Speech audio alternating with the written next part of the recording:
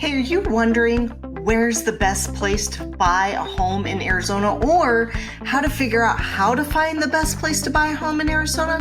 Don't worry, I got your back. Go ahead and hit the subscribe button. I'm Dusty Martin with the Martin Group. We're going to jump right into it.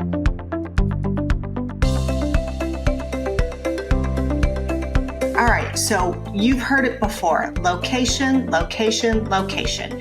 And you're probably wondering, okay, well, where are the safest neighborhoods? Where are the best schools? Where are the higher paying jobs? And these are all things when you're looking to buy for the first time in Arizona, whether you're a new buyer in general, or if you're just new to Arizona, these are all things that start going through your mind. How do I know I'm buying in the right place?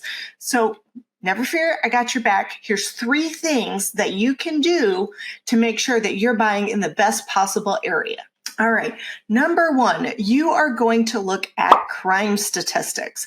Now, I know there's a lot of agents who are out there and they're straight up on YouTube saying this is the best or this is the worst. And they're saying this area is good and that area is not. Well, here's the thing. I can't legally as a realtor or a licensed real estate agent tell you where to buy or where not to buy. It's actually illegal. It can be a form of discrimination, but I can tell you where to find crime statistics and where to find heat maps for you to make your own decision. Because to be honest, I've met plenty of people who would consider places that I consider high crime, they would consider it low crime compared to where they're from. So you got to give and take with a grain of salt. So my best resource, I think, ever is a website called communitycrimemap.com. You can map sex offenders, violent crime, white collar crime. You can even map non-criminal complaints like somebody's dog's barking. You can even map that stuff and see if the neighbors tend to complain about stuff like that a lot. So keep that in mind. I would use communitycrimemap.com. It's a LexisNexis website. You can map and sort for almost anything and everything that you could possibly think of wanting to be concerned about when you're looking to buy a home.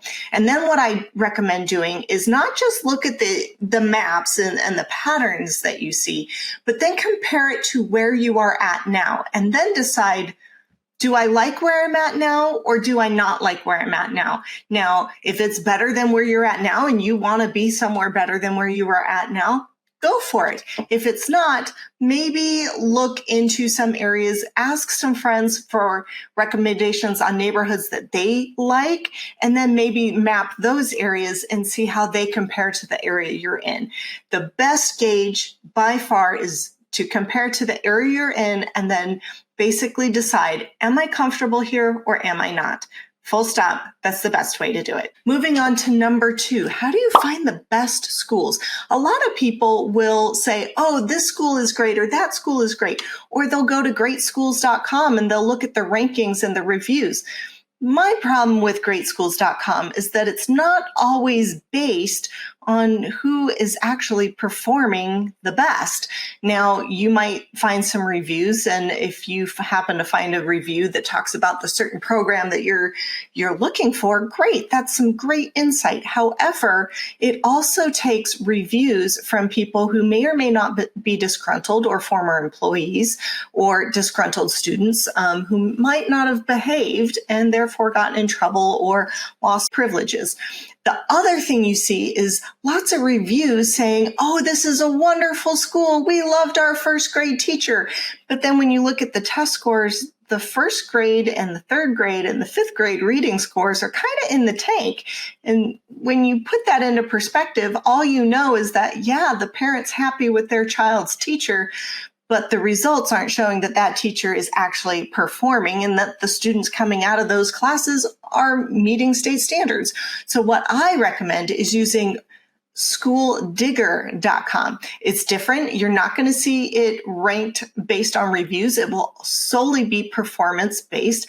It can run a few months behind when it comes to having the school rankings available with all of the pandy stuff the last couple of years, our state standards kind of didn't get rolled out the way they normally would in certain years. And so while it may become available online at the Department of Education, it might not be available in some of these bigger websites for 3 to 6 months. But never fear. I like School Digger.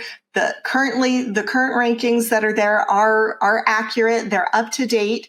And I like it because it ranks almost solely on school performance, on their test scores. And to me, as a former teacher, I don't necessarily care as much if somebody is a sing-song sweet teacher who's just a total saint. I am not that person, and maybe I'm a little biased, but I want to see results. As a parent, I want to see results. So I highly recommend School Digger. You can save your favorites, rank them, compare their test scores, compare all kinds of stuff around them.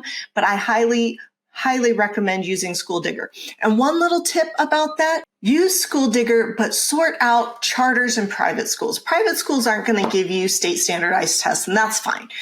There's a whole other reason to go to a private school. The charter schools in Arizona is great with school choice. And as a matter of fact, you can basically drive your kid wherever you want in the state for them to go to school, and the money will follow them.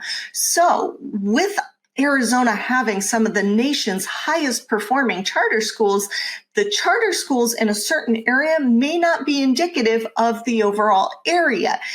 All it says is there's people from all over willing to drive their kid to that school. So I highly recommend, when you're trying to decide what area you want to be in, sort out the charter schools, because they're not necessarily indicative of the surrounding community. Is it nice to be close to a very high performing charter school if that's the route you want to take for your kids? Absolutely. And that should be one of your deciding factors when you're looking to buy a home.